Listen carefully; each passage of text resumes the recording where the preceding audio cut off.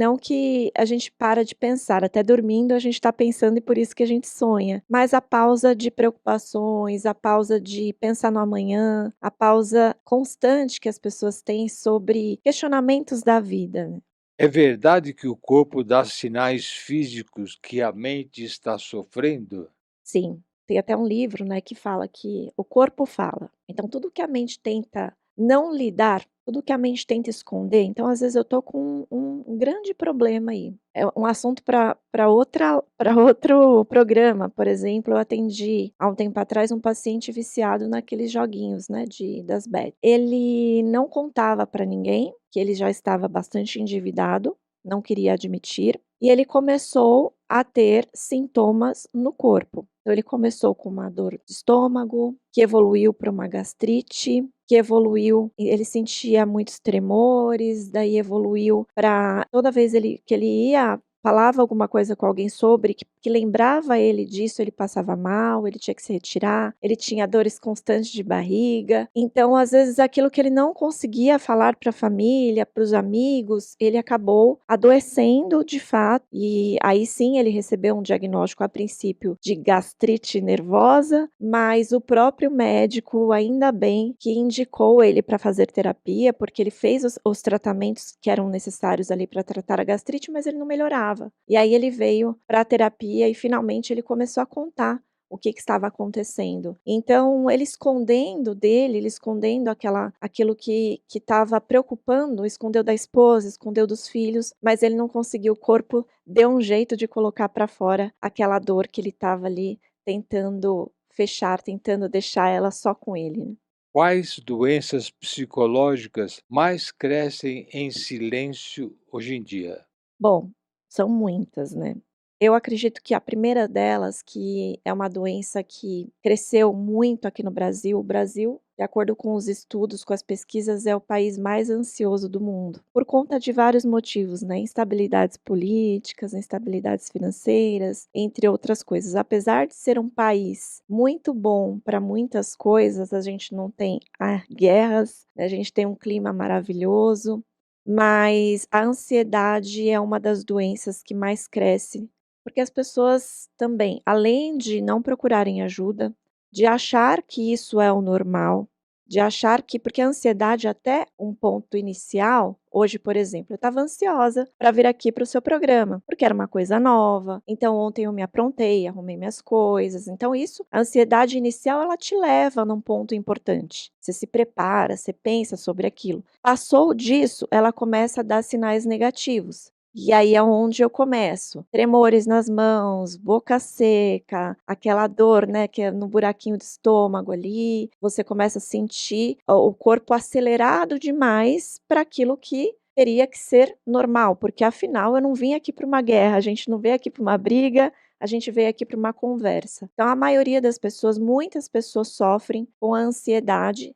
Essa é uma das doenças que é silenciosa, por quê? Porque tem pessoas que falam assim: "Eu sou assim, eu trabalho muito mesmo, eu durmo pouco, eu sou bastante acelerado, esse é meu ritmo, minha família é assim, todos nós funcionamos assim", e eu acho até que não é normal as pessoas que pausam. Como é que você consegue parar? Como é que você consegue desligar no final de semana, sendo que a vida é essa rotina, que a vida é viver, que eu tenho que aproveitar um pouquinho de tudo. Então a ansiedade é uma das dores mais silenciosas do ser humano, porque as pessoas acreditam que ela é boa, que ela não prejudica, mas a partir dela, ela tem ramificações. Então, por exemplo, a síndrome do pânico, o estresse pós-traumático, o burnout, todas essas doenças que está ali dentro de um quadro de ansiedade que hoje no DSM, que é o Manual de Doenças Mentais, ela está ali e dentro da ansiedade generalizada você tem algumas ramificações, como por exemplo a síndrome do pânico, que a pessoa começa a sentir ansiedade e aí parte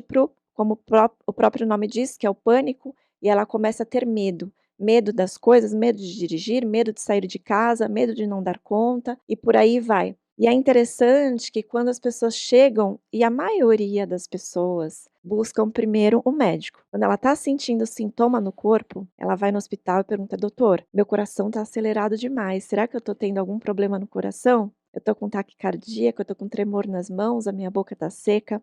e às vezes ela vai passando mal. Mas aí quando ela faz o exame, seja de sangue, seja o eletro, tá tudo normal.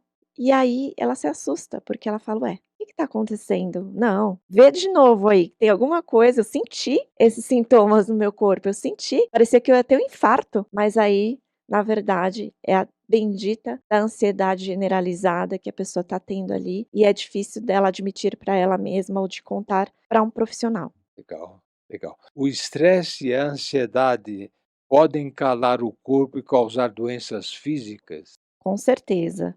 Além das doenças, como eu falei aqui, das doenças cardiovasculares, porque daí, claro, que toda vez a pessoa tendo isso e ela não tratando com psicoterapia ou com medicação, o corpo vai reagindo. Então, você tem ali algumas alterações, eu já falei, gastrointestinais, algumas alterações no sistema imunológico. Então, algumas doenças, elas começam a aparecer, como, por exemplo, doença celíaca, psoríase, vitiligo, entre outras doenças de pele também. O próprio câncer, apesar de sabermos, através do estudo que muitas pessoas falam que o câncer ele não é uma doença, ainda não tem provas de que uma depressão, de que uma ansiedade causa câncer. Mas quando a pessoa está sofrendo de ansiedade, de depressão, que ela recebe o diagnóstico, se ela não trata a ansiedade ou a depressão, ou se ela desenvolve isso por conta do medo da morte, medo de adoecer demais, isso implica da pessoa adoecer mais, isso implica do câncer aumentar, dele ser mais agressivo com o tempo. Então, por isso que é importante você fazer o acompanhamento, o tratamento com quimioterapia, todo o tratamento medicamentoso, mas também você não deixar de cuidar da mente, porque tudo isso se intensifica.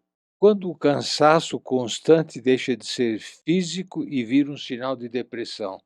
Eu penso que a depressão as pessoas confundem muito, porque existe nas nossas emoções a tristeza. A tristeza é uma emoção e ela faz parte. Quem nunca sentiu uma tristeza, ou porque perdeu um ente querido, ou porque perdeu um emprego, ou porque perdeu dinheiro, uma casa, ou teve que mudar de vida e não esperava, não estava esperando aquilo. Mas a depressão, diferente da tristeza, ela tem um prazo muito maior. Então, quando eu tô triste, eu vou lá, eu vejo meu filho, eu vejo, sei lá, um cachorrinho que eu tenho, ou os meus pais, ou um familiar, um amigo querido. Eu sento ali, eu sento na frente de uma praia maravilhosa e eu começo a sentir uma mudança nesse sentimento da tristeza. Já a depressão, ela não é só a tristeza. A depressão, você tem uma baixa autoestima junto ali vinculado, você tem também uma sensação de incapacidade de fazer as coisas que você geralmente faz.